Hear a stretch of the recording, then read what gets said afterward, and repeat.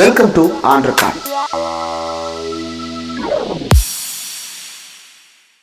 Welcome to on record. இன்றைக்கு நம்மோடு நேர்காணலுக்காக சிறப்பு விருந்தினராக திராவிட முன்னேற்ற கழகத்திலிருந்து வழக்கறிஞர் சரவணன் அண்ணாதுரை அவர்கள் இணைந்திருக்கிறார். அவரோடு பேசலாம். சார் வணக்கம். வணக்கம் சார், செந்தில் பாலாஜி அவர்கள் தொடர்பான மேல் இடியினுடைய மேல்முறையீட்டு வழக்கு நேற்றைக்கு விசாரணைக்கு வந்திருக்கிறது. நீதிபதி அபய சோகா தலைமையிலான அமர்வுல ரொம்ப கடுமையான கேள்விகளை முன்வைத்து, நீங்க பெயில் கேட்டு வரும்போது நீங்க மினிஸ்டர் கிடையாது, அதற்கப்புறம் நாங்க பெயில் கொடுத்த 2 நாள்ல மினிஸ்டர் ஆகுறீங்க அப்படின்னா இதை நாங்க என்னன்னு புரிஞ்சுக்கிறது, இது சரியா அப்படின்ற கேள்விகளை எழுப்புறாங்க. இது எப்படி பாக்குறது சார்? இப்போ அமலாக்கத்துறை தான் இந்த மனுவை தாக்கல் செய்திருக்கிறது. கேன்சலேஷன் ஆஃப் பெயில் ஃபைல் பண்ணியிருக்காங்க. ஸோ அமலாக்கத்துறை இப்போ பொதுவாக கேன்சலேஷன் ஆஃப் பெயில் ஃபைல் பண்ணும்போது எதற்காக ஃபைல் பண்ணுவாங்கன்னு பார்த்தீங்கன்னா, அவர் சாட்சிகளை கலைத்து விட்டார்,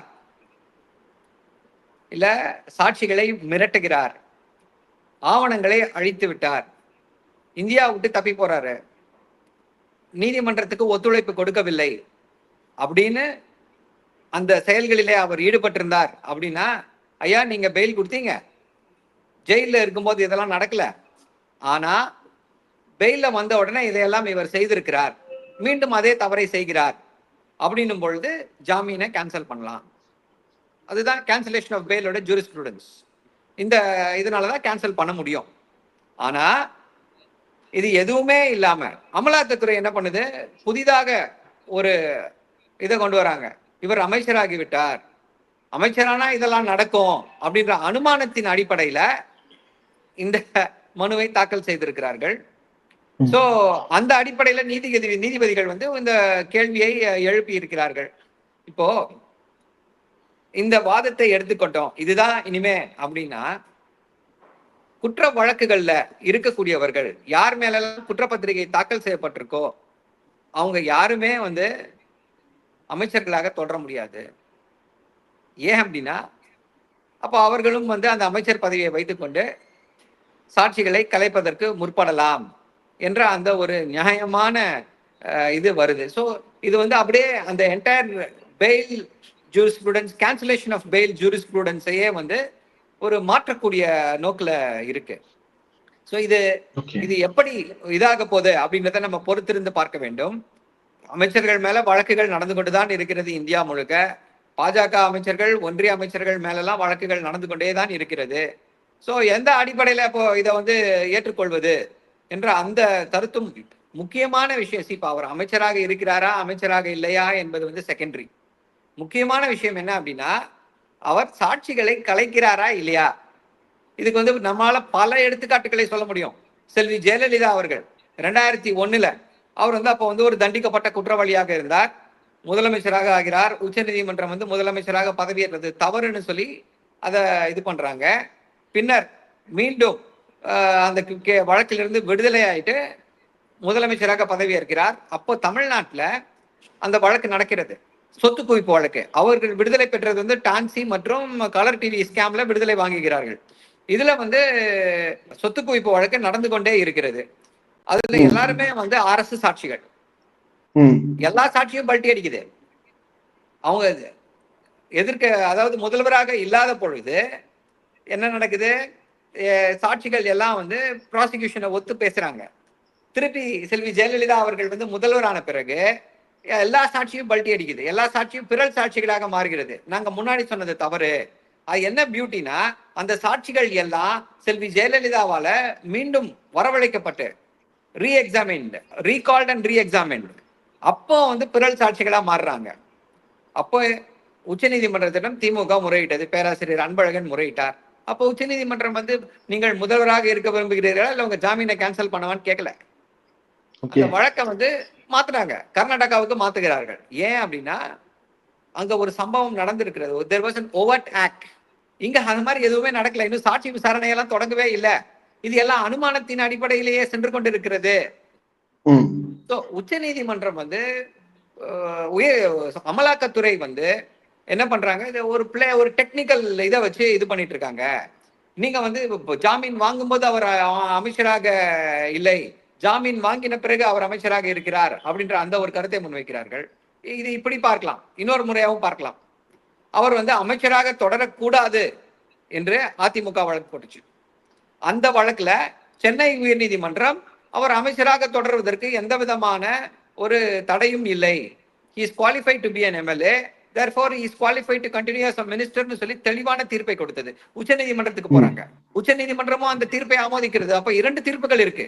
ஒரு தீர்ப்பு என்ன சொல்லுது, அவர் அமைச்சராக அவர் மேல வந்து குற்ற நடவடிக்கைகள் இருந்தாலும், அவர் அந்த வழக்குல கைது செய்யப்பட்டிருந்தாலும், அவர் அமைச்சராக தொடர்வதில் எந்த விதமான ஒரு தகுதி குறைபாடும் கிடையாது, அவர் அமைச்சராக தொடரலாம்னு சொல்லி ஒரு உச்சநீதிமன்றம் சொல்கிறது.